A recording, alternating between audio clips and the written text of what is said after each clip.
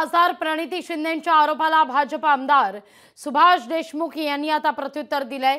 मागील 10 वर्षात एकदाही दंगल झालेली नाही असं देशमुख म्हणतात। भाजप देशात दंगली घडवण्याचं काम करतोय असा आरोप प्रणिती शिंदे यांनी केलेला होता। त्याला सुभाष देशमुख पलटवार करतायत।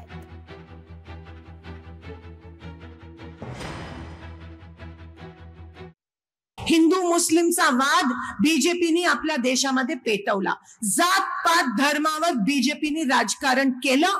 त्या गोष्टीला अनेक जण बळी पडले।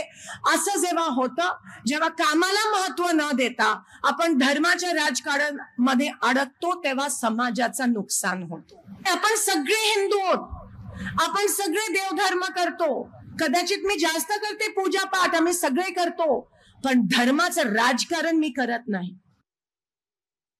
10 वर्षामध्ये जातीय दंगल एकही झालेली नाही असा माझा दावा आहे। उलट मागच्या काळात ह्यांचे 50 वर्ष मंत्री पदावरती राहिले, त्याच काळात दुर्भाग्यानं सोलापूरमध्ये जातीची दंगल झाली आणि ते आज सुद्धा आमच्याकडं कलंक लागलेला आहे। आज बाहेरची लोक सुद्धा यायला घाबरतात, कारण इथं जातीवरती दंगली होतात म्हणून घाबरतात।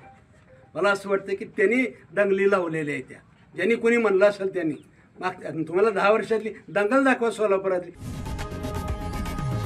लोकशाही मराठी ऐका, पहा, जागरूक रहा।